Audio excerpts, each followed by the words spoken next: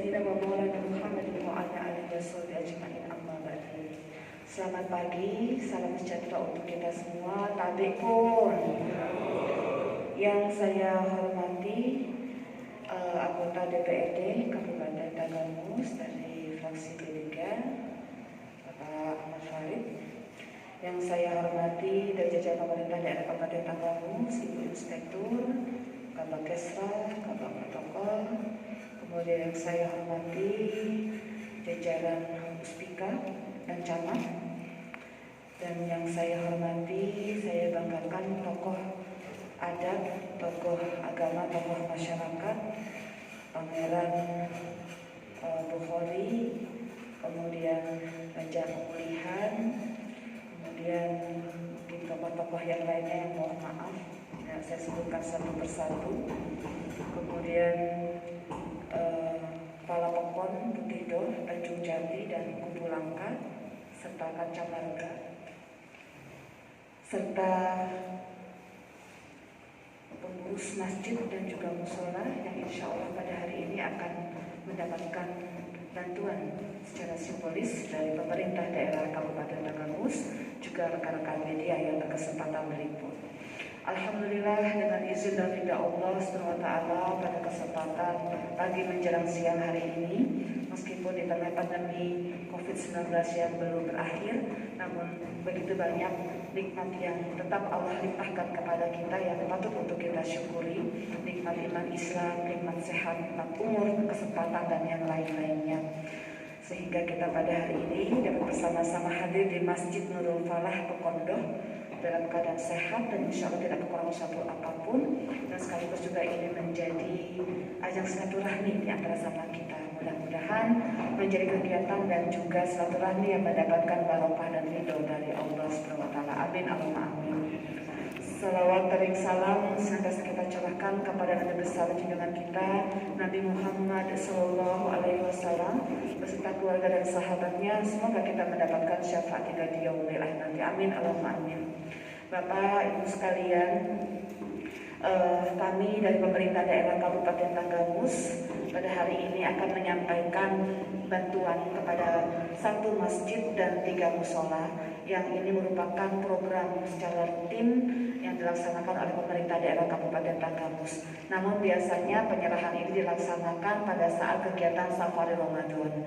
Namun karena tahun 1442 Hijriah ini kita masih berada di tengah pandemi COVID-19, sehingga kegiatan Safari Ramadan tidak dilaksanakan. Oleh karenanya bantuan yang tetap diberikan dalam kegiatan kunjungan langsung, yaitu saya bersama jajaran hadir langsung untuk memberikan bantuan dan secara simbolis, karena nanti realisasinya akan ditransfer ke rekening yang telah disampaikan kepada kami. Ini adalah bentuk sinergitas antara pemerintah, baik itu eksekutif dan legislatif. Ya, terima kasih juga kepada Bapak Dewan karena program ini terrealisasi atas persetujuan juga dari legislatif.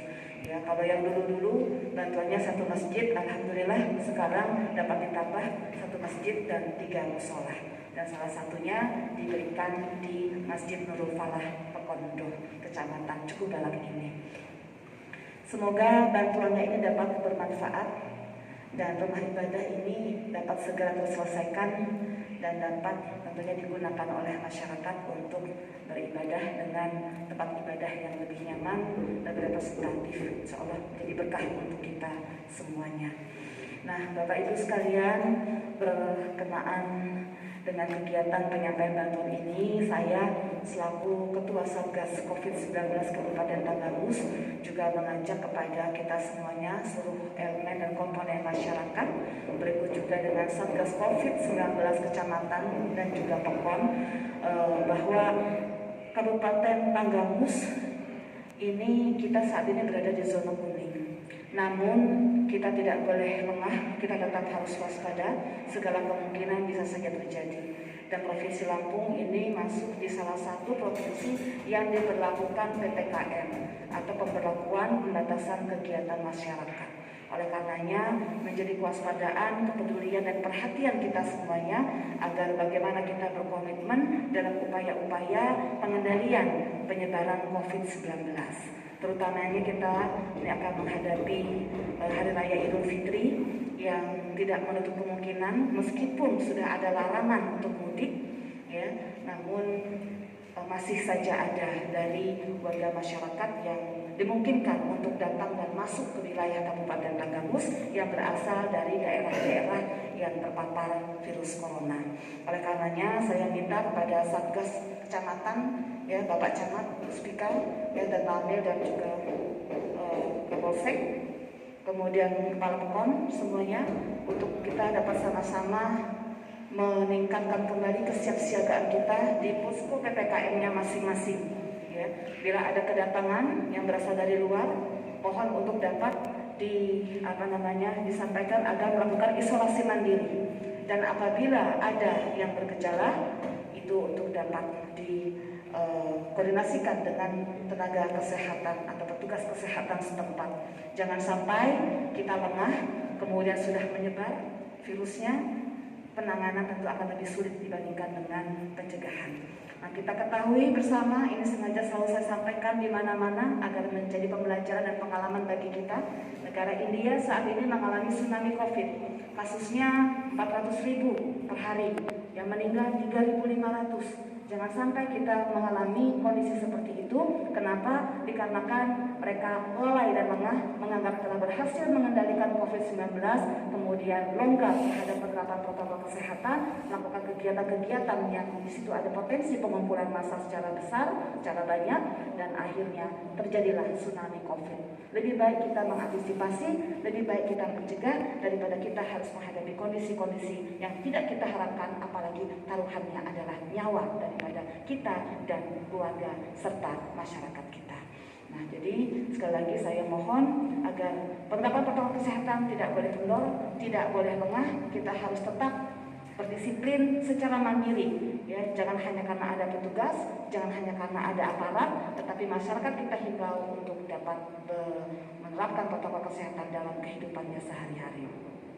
Kemudian juga saya sampaikan mohon maaf karena kondisi pandemi COVID yang mengharuskan kami melakukan sejumlah kebijakan terkait dengan anggaran dan lain sebagainya, sehingga tahun 2020 banyak, terutamanya pembangunan fisik, infrastruktur dan lain sebagainya itu belum dapat terrealisasi. Ini bukannya Bunda selaku Bupati tidak mengingat janji-janji kepada masyarakat, ataupun Bapak Dewan tidak mengingat janji-janji politiknya kepada masyarakat, namun dikarenakan kondisi yang diharuskan pada kami untuk melakukan sejumlah kegiatan, yaitu diprioritaskan untuk penanganan dampak daripada pandemi COVID-19, baik itu untuk penanganan dampak kesehatan, dampak pemulihan ekonomi, dan yang lain-lainnya, termasuk juga bantuan sosial.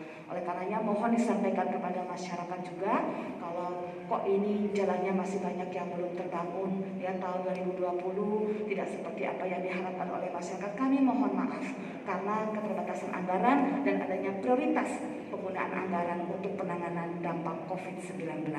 Namun tahun 2021 ini secara bertahap, ya, akan kami lakukan. Oleh karenanya mohon disampaikan kepada masyarakat secara luas bahwa kita harus berkomitmen bersama-sama untuk mengakhiri pandemi COVID-19. Kalau tidak, ini akan mengganggu, ya, laju pembangunan. Kemudian juga tentunya akan berdampak kepada pertumbuhan ekonomi. Kemudian juga berdampak juga kepada pelayanan dan lain sebagainya. Oleh karenanya sekali lagi jangan anggap remeh memakai masker, menjaga jarak, dan mencuci tangan, karena hal sederhana yang kita lakukan tapi dampaknya sangat besar untuk kehidupan kita ke depannya. Mungkin itu yang dapat saya sampaikan. Ini bantuannya 10 juta. Jadi biasanya 20 juta Bapak Ibu sekalian. Karena ini kena refocusing. Nah, ini salah satu udah kena dampak COVID juga. Jadi 10 juta bantuan masjidnya, tapi masih alhamdulillah. Dan bantuan masjid 5 juta rupiah, bantuan musola, musola 5 juta rupiah. Ini ada 3 musola yang pada hari ini dari kecamatan cukup dalam mendapatkan bantuan dari pemerintah daerah Kabupaten Tanggamus. Begitu yang dapat saya sampaikan. Mohon maaf bila dalam penyampaian saya ada hal-hal yang kurang berkenan. Kepada Allah SWT saya mohon ampun. Saya akhiri. Wallahu muwaffiq ila